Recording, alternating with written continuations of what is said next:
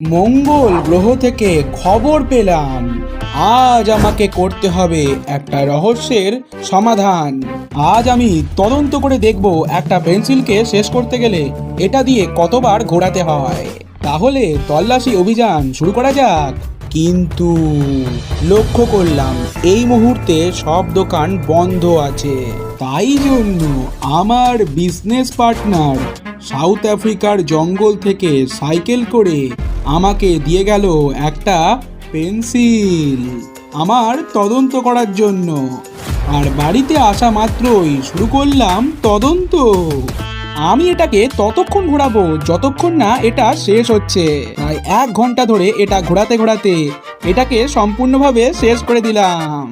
আর আমাকে মোট 350 বার এটাকে ঘোরাতে হয়েছে।